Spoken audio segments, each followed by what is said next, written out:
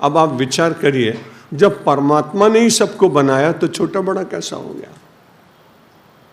एक हमारे आईएएस अधिकारी ने, जो छोटी जाति में उत्पन्न हुए थे, उन्होंने कहा कि भाई हम तो वेद को नहीं मानते, क्यों, हमारा तो बड़ा अपमान हुआ है। मैंने कहा आपका अपमान हुआ?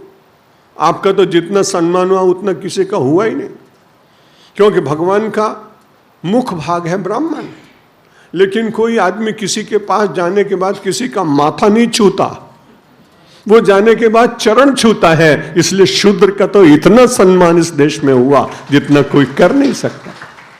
हम जब जाते हैं तो परमात्मा के चरणों का स्पर्श करते हैं। हम घर में जाते हैं तो माता के चरण स्पर्श करते हैं।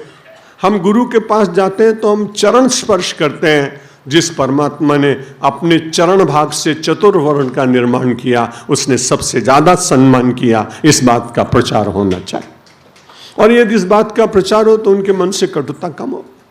कठिनाई के हम लोग शास्त्र पढ़ते तो हैं, लेकिन शास्त्र के भीतर समाज के संरक्षण के जो दिव्य विचार दिए गए, उन विचारों को कुछ विद्वान जान लेने के बाद भी उनको प्रचारित नहीं करते। कुछ ये भी डर लगता है कि नया इंटरप्रिटेशन देंगे तो हमारे समाज के लोग हमको नहीं मानेंगे। बड़ी कठिनाई। इस कठिनाई के कारण व्यक्ति अपनी चिंता के कारण समाज की कई बार चिंता नहीं करता। लेकिन भगवान श्री कृष्ण तो जगत गुरु है ना, कृष्णम वंदे जगत गुरुम, कल भी कहा था। तो जगत गुरु भगवान ने कहा कि कोई भक्त छोटा नहीं। अगर वो छोटा बड़ा बना देते तो रविदास को कैसे हम मानते, कबीरदास को हम कैसे, कबीर पंथ का इतना प्रचार है इस देश में, कम से कम 1 करोड़ लोग मांगने वाले, तो कबीर की कोई स्थिति ना होती।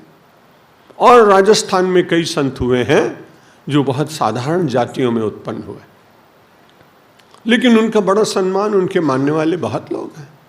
वो गीता के कारण हैं। उदाराः सर्व एवैते, जितने भक्त हैं वो सब उदार हैं।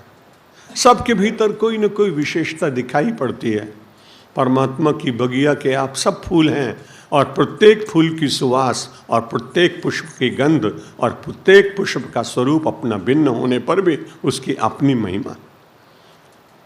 जब मैं पहली बार लगभग 40 वर्ष पूर्व कीनिया में प्रवचन करने गया, नैरोबी में, तो वहाँ के एक सज्जन मुझे बोटेनिकल गार्डन दिखाने ले गए, वनस्पति वाटिका।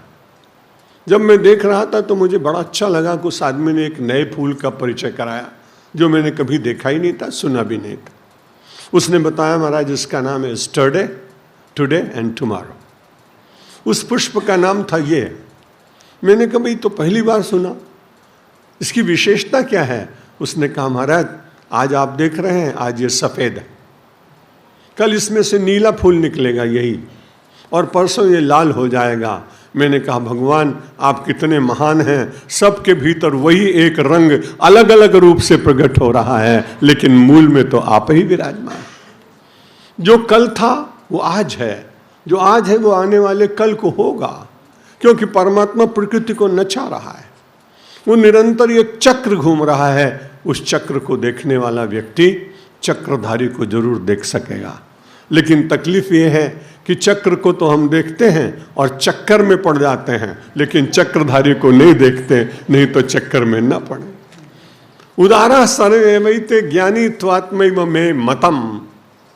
भगवान ने कहा मेरे मत से तो सारे उदार हैं, इसीलिए किसी को छोटा बड़ा मत समझो। सबके भीतर भगवान ने कुछ न कुछ शक्ति रखी है। जो छोटी छोटी सरिताएं हैं, वे सरिताएं भी अपना महत्व रखती।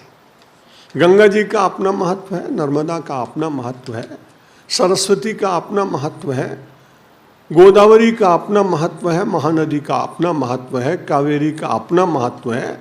और उन क्षेत्रों में आप जाके देखिए तो वो सब लोग उनको उसी तरह से पूछते हैं जैसे हम सब लोग गंगा को दूर जाकर पूछते हैं, क्योंकि उन सरिताओं का लाभ उनको मिलता है। हरितिमा मिलती है, शीतलता मिलती है, जल मिलता है।